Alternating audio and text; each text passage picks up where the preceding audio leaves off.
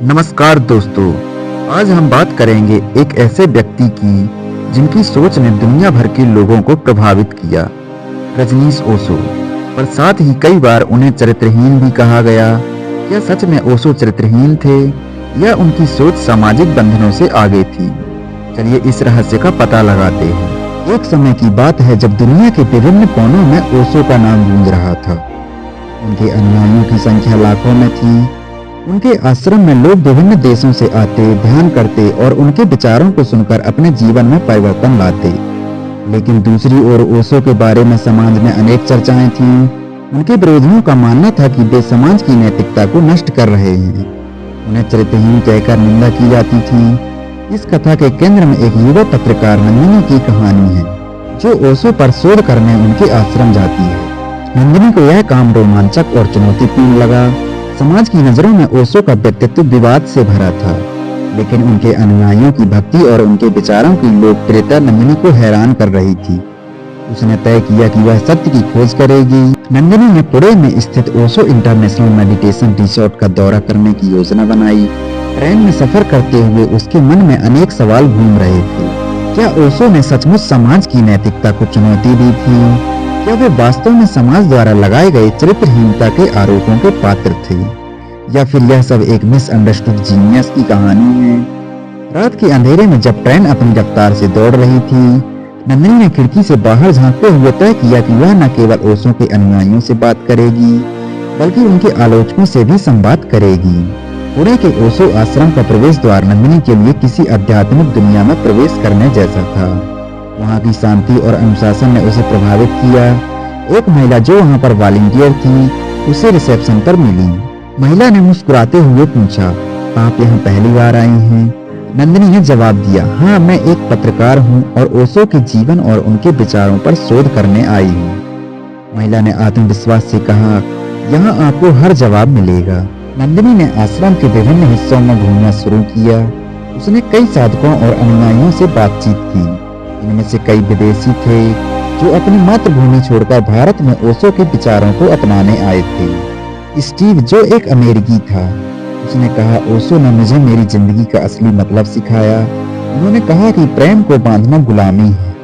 मैंने यहाँ आकर खुद को आजाद महसूस किया है।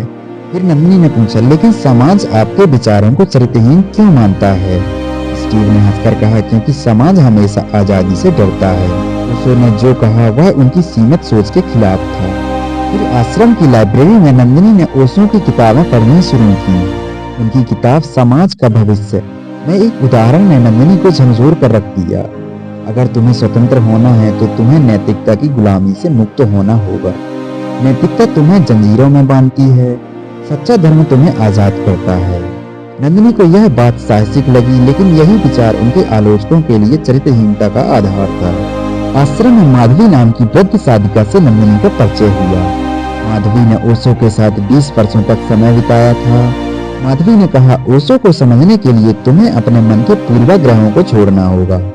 नंदिनी ने जिज्ञासा से पूछा, लेकिन समाज उन्हें गलत क्यों समझता है? तभी माधवी ने उत्तर दिया, क्योंकि समाज को हमेशा एक जैसे लोग चाहिए।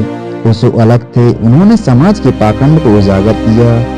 लोग शादी करते हैं लेकिन फिर भी असंतुष्ट क्यों रहते हैं?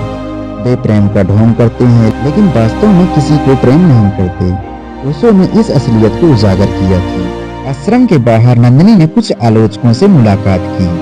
इनमें से एक थे प्रोफेसर शास्त्री, जो एक पारंपरिक विचारधारा के समर्थक थे। प्रोफेसर शास्त्री ने कहा, ओशो ने समाज की नैतिकता को तोड़ा है। नंदिनी ने पलटकर पूछा, क्या आपको लगता है कि नैतिकता एक स्थिर सत्य है?